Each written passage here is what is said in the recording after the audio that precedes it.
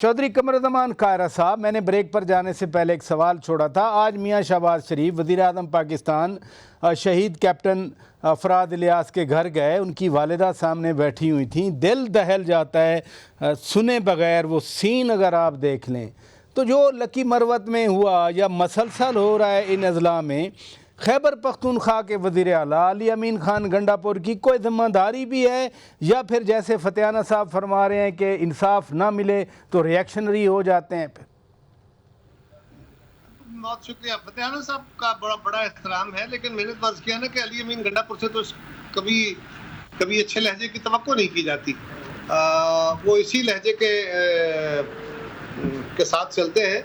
लेकिन बाकी जमातों की तरफ से मेरी अपनी क़यादत ने कभी भी बहुत रेयर होता है कि कभी स्पॉन्टेनियसली ऐसे कोई जुमला निकल जाए, लेकिन वो हमेशा रैशनल बातें करते हैं, तहम्मुल से बातें करते हैं, इत्तेफाक राय की सियासत को आगे बढ़ाने की बातें करते हैं, और उसके जवाब में गालियां भी पड़े तो अपने लहजे बदलते नहीं हैं। लेकिन दूसरी तरफ इमरान खान साहब का अपना क़यादत का यही इशू होता है ना, मेरा लहजा तल्ख हो जाएगा तो कोई बात नहीं, लेकिन अगर मेरी क़यादत का बिलावल साहब और जरदारी साहब का लहजा तल्ख हो गया और वो नामुनासिब हो गया तो वो कैसे डिफेंड होगा? ये मुमकिन नहीं है। लेकिन ये बात ये पीटीआई की सियासत का, उनके बयानिए का एक तरीका कार है। ये there is a method behind this madness, ऐसे नहीं है ये। दूसरी बात जो आपने फरमाया कि उनकी जिम्मेदारी है, ये बिल्कुल सूबाई हुकूमतों की जिम्मेदारी लॉ एंड ऑर्डर होता है, लेकिन दहशतगर्दी सूबाई हुकूमतों से बड़ा काम होता है, उससे ज्यादा उनकी कैपेसिटी से बड़ा काम है। तो वो अकेले उसको नहीं जो ओहदा बरा हो सकते। सो हमारी अफवाज भी इस पे कोशां हैं, हमारी इंटेलिजेंस एजेंसियां भी इस पे कोशां हैं, हमारे दीगर जो इदारे वफाकी हैं वो भी, और सूबाई हुकूमत भी। ये बेहतर निज़ाम के साथ आप ज़्यादा इफेक्टिव कंट्रोल कर सकते हैं या चीज़ों को कर सकते हैं, ऑपरेशन कर सकते हैं। इस तसादुम और तलखी की कैफियत में यकीनन आपके ऑपरेशन और कैपेसिटी या जो इस्तेदाद है इदारों की वो भी ख़राब होती है। तो ये भी देखने की ज़रूरत है। और तीसरी बात प्राचा साहब जो सबसे अहम है वो ये है कि ये जो मजहबी इंतहा पसंदी हमने परवान चढ़ाई है, और मजहबी इंतहा पसंदी के गाब में या उसके लिबादे में हमारे कुछ लोग जो हैं वो तालिबान को या इंतहा पसंद माइंड सेट को वो प्रमोट करते हैं। वो यही करते हैं ना कि आके हमारी अफवाज पे हमले कर देते हैं। लेकिन यहाँ क्या होता है, यहाँ तो एक ग्रुप उठता है वो आके इस्लामाबाद को चोक कर देता है, दूसरा उठता है वो आके किसी और शहर को चोक कर देता है, वो आके सड़कें उखाड़ देता है। तो हम क्या करते हैं, हम सारी रियासत उनके आगे हाथ बांधे खड़े हैं, जनाब आइए तशरीफ रखिए, बात कीजिए। तो ये जो मादरत खाना रवैया और ओवरऑल पिछले कई दहाइयों से पाकिस्तान के अंदर ये जो मजहबियत को हमने ज्यादा परवान चढ़ाया एक रियासती पॉलिसी के तौर पे, हम उसके जहर से, उसके असरात से बाहर नहीं निकल रहे, इसलिए कि हम उसके खिलाफ मुतबादल बयानियां बनाने को तैयार नहीं। एक मिनट कायरा साहब, आपने मादरत खाना रवैये की बात की, इधर रुकिएगा। फतेहाना साहब, मादरत खाना रवैया अपनी जगह पे, बट कानूनी अमल चलता रहता है, गिरफ्तारियां माजी में भी होती रहती हैं, लेकिन जब आपकी पार्टी के लीडर्स, बड़े बड़े लीडर्स ये कहें, सड़कें बंद करते हैं, बाजार बंद करते हैं, वो आके इस्लामाबाद बंद करते हैं, और वो आके जो चाहे कर लेते हैं, और हमारी सारी गवर्नमेंट जो होती है रियासती मशीनरी उनके आगे हाथ बांधे खड़ी होती है। हम खुद सियासी लोग जो हैं, point taken sir, point taken. लेकिन आपकी पीटीआई की लीडरशिप कह देती है कि जी खान साहब हमारी रेड लाइन है, हमारी प्रायोरिटी खान साहब हैं। और जब जज्बात, आपने पहले भी बात की कि इंसाफ ना मिल रहा हो या ज़्यादती हो रही हो, किसी की नज़र में रिएक्शन आ जाता है, लेकिन जब एक पॉलिसी बन जाए कि नहीं नहीं अनटचेबल है, इधर हाथ नहीं लगाना, उससे तो और मसाइल, और आपके सामने बड़े 9 मई हुआ वो।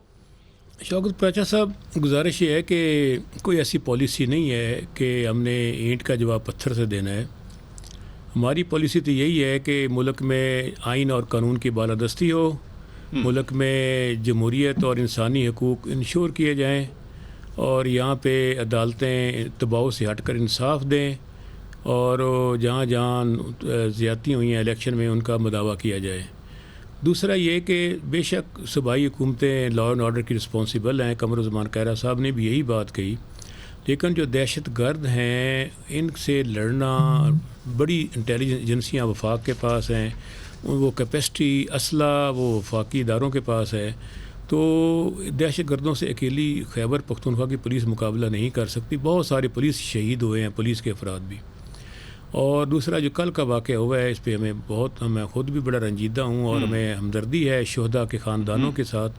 یقیناً ہمارے شہید جو ہیں وہ ان کے نام سنہری روپ سے لکھنے چاہیے, اور ان کی بڑی قربانی اور خدمات ہیں پاکستان کی خاطر. ان کی جو قربانیاں انہوں نے جانوں کی دی ہیں, جان دینا اتنا آسان نہیں ہوتا. تو اس کے ساتھ یہ ہے کہ دہشت گردی جو ہے پڑوسی ملکوں سے آتی ہے, آپ کو جانتے ہی ہیں, وہ نہیں ہونی چاہیے. اب یہ دیکھنا ہوگا کہ یہ کس طرح وہ وہاں پہ حالات جو خراب ہو رہے ہیں پڑوسی ملک میں, اس کا اثرات پاکستان سر میرا تو کوشچن یہ ہے کہ جب صوبے کے چیف ایگزیکٹو وہ اس طرح الجھے ہوئے ہوں, اتنی چیزوں میں الجھے ہوئے ہوں, کم از کم فوکس پرائرٹی تو وہ ہونی چاہیے جو پرائرٹی بنتی ہے. ان کی پرائرٹی آلریڈی ہے. علی امین گنڈا پور صاحب تھوڑا سا جذباتی ہیں, زبان ذرا سخت استعمال کر لیتے ہیں, لیکن اچھے ایڈمنسٹریٹر بھی ہیں, اور وہ عوام کے منتخب نمائندے بھی ہیں. قومی صوبائی دونوں سیٹوں پہ وہ جیتے تھے. اور دوسرا یہ کہ وہ پوری کوشش کر رہے ہیں, تھوڑا سا روایت اور روٹین سے ہٹ کر وہ فیصلے کر رہے ہیں, اور وہاں کی بیوروکریسی کو بھی کنٹرول کیا ہوا ہے انہوں نے, اور حالات کو بہتر لے جا رہے ہیں. ایسی بات نہیں ہے کہ وہ بالکل نظر انداز کر رہے ہیں, اور ساری چیزوں کا آپس میں چولی دامن کا ساتھ ہے.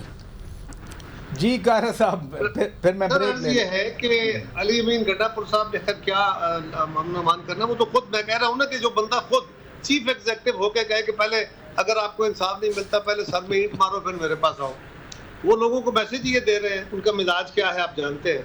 لیکن عرض یہ ہے کہ جس جماعت کی قیادت یہ کہے کہ وہ دہشت گرد, وہ طالبان جو پاکستان کی سپاہ پہ حملہ آور ہیں, صرف یہ کہہ دینا کہ وہ ہمارے ہمسایہ ملکوں سے آتے ہیں, یہ کافی نہیں ہے. بلکہ وہ کون ہیں, ان کے خلاف ہمیں کیا کرنا ہے, اس کے اوپر ہمیں بات کرنے کی ضرورت ہے. اور اگر ایک جماعت یہ کہتی ہے کہ ہم تو 50,000 لوگوں کو آباد کرنا چاہتے تھے, ہم تو 5,000 لوگوں کو یہاں آباد کرنا چاہتے تھے, ہم تو ان سے ڈائلاگ کرنا چاہتے تھے, ہم تو ان کے صاحب میں یہی تو سوالات آپ کے سامنے رکھ رہا ہوں.